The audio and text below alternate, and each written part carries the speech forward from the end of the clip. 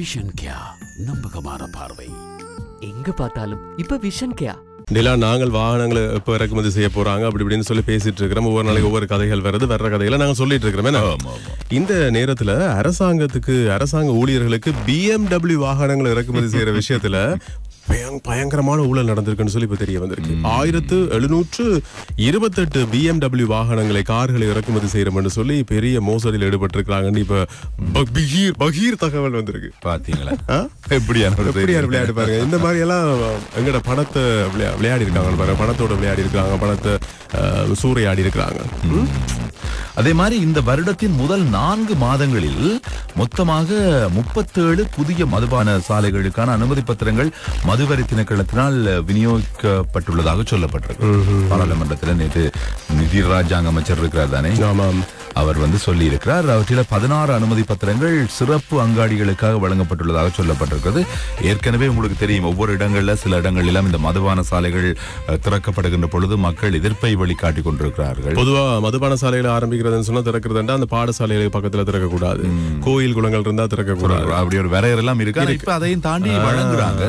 அரசியல் செல்வாக்கு பணப்பலம் இருந்தால் போதும், மக்களும் எதிர்ப்புகளை வெளியிட்டுக் கொண்டுதான் இருக்கிறார்கள். வெளியிட்டாலும் பிரயோசனம் இல்லை. சரி, பஸ்ல இடம் இல்லையாண்டா சீட்டுக்கு சண்டை பிடிக்கிறத பாத்துருக்கேன். அடிக்கடி அதுவும் விண்டோ சைடுக்கு அடிபடுவாங்க. விண்டோ சைடு வெளியில தூர பயணம் போறாங்களாம் இரவு பயணத்துல. நான் இது என்னுடைய சீட் விடுங்களேன், இல்லையே நான் தான் விண்டோ சைடு புக் பண்ணினது அப்படின்னு சொல்லி பிரச்சனைகள் எல்லாம் இடம்பெறும். புக் பண்ண போயிட்டா விண்டோ சைட் கிடைக்காம ஃளைட்லயே விண்டோ சைட் கேட்பாங்கய்யா நம்மவர்கள். அதுதானே பாருங்க. இப்ப அப்படி ஒரு பிரச்சனை தான் நடந்திருக்கு போல. அமெரிக்காவில இந்த விமானத்துக்குள்ள பிளைட்டுக்குள்ள இடம் பிடிக்கிறதுல பெரிய சண்டை நடந்திருக்கு. இது எனக்கு தான் சொந்தம், இந்த சீட்ல நான் தான் இருப்பேன், இந்த சீட்ல நான் தான் இருப்பேன், இப்படி சண்டை பிடிச்சிருக்காங்களே சீட்டுக்காக. அப்படி இருக்க முடியாது கூட, அவங்களோட டிக்கெட்லயே போட்டிருப்பாங்க சீட் நம்பர். அப்படி இருந்தும் பாருங்களேன். அது என்னடா, கலிபோர்னியா நோக்கி பயணித்த ஒரு விமானத்துல தான் விமானம் பறக்க வலிக்கிற ஆரம்பமாகும் போது பயணிகள் ஏறி உள்ள இருந்து கொண்டு சீட்டுக்கு சண்டை பிடிச்சிருக்கிறாங்க. நினைக்கிறேன் சீட் நம்பர்ஸ் போடாம டிக்கெட்டை கொடுத்துட்டாங்க போல தெரியல. இப்படி எல்லா இடங்களையும் நடக்குது. டிக்கெட்ல சீட் நம்பரை பார்க்க தெரியாம போய் உட்காருவாங்க. அது அப்படி ஆயிருக்குமா அமெரிக்காவில? அதுதானே, பார்க்க தெரியாம இருப்பாங்க. என்னன்னு தெரியாது, ஒன்று விளங்க மாட்டேன்றது. சரி, கொழும்புல இயங்கி வந்த போலி வெளிநாட்டு வேலை வாய்ப்போண்ட சுற்றி வளைச்சிருக்கிறாங்க நிறுவனத்தை. பாத்தீங்கன்னா செல்லுபடியாகும் அனுமதி பத்திரம் இன்றித்தான் ராஜகிரிய பிரதேசத்துல இயங்கி வந்ததாம். நிறைய பேர் இதுல போயிருக்கிறாங்க, ஏமாந்துருக்காங்க. இந்த மாதிரி செல்லுபடியற்ற எத்தனையோ நிறுவனங்கள் செயற்பட்டு லைசன்ஸ் இல்லாம இல்லையா, ஏமாறவே கூடாது, நம்பி போய் ஏமாறக்கூடாது. ஓம். எனவே போலந்துல தான் தொழில் வழங்குவதாக பணம் நிறைய பேர்கிட்ட பெற்றுக் கொண்டிருக்காங்க அந்த குறித்த நிறுவனம். அதுக்கு பிறகு விசாரிச்ச இடத்துல அது ரெஜிஸ்டர் பண்ணல, பதிவு லைசன்ஸே இல்ல. இப்படி நிறைய இருக்குனவா இந்த காலகட்டங்கள் எல்லாம் அப்படி ஏமாற்றுவாங்க. ஆனா நம்ம அவர்களும் ஏமாறக்கூடாது, போயிட்டு இல்லையா, ஏமாறக்கூடாது. நாங்கள் தான் விழிப்போடு நடந்து கொள்ள வேண்டும்.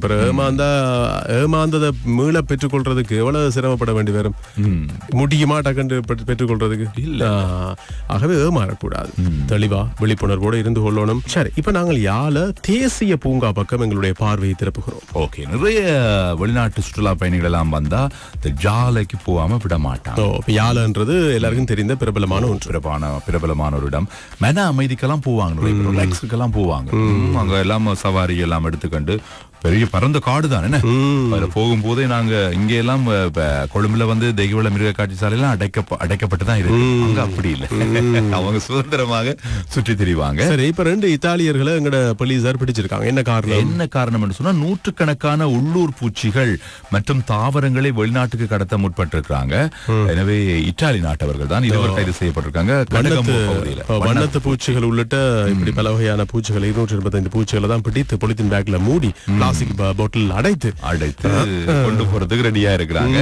ரெடி ஆயின நேரம் அதிகாரிகள் அவங்களையும் கைப்பற்றி அந்த வண்ணத்தி பூச்சிகள் குறிப்பிட்ட சில பொருட்கள், தாவர பொருட்களையும் அப்படியே கைப்பற்றி இருப்பதாக சொல்லப்பட்டிருக்கு. அவங்களுக்கு எதிராக இப்ப சட்ட நடவடிக்கை எடுக்கப்படும் என்றும் சொல்லப்பட்டிருக்கிறது.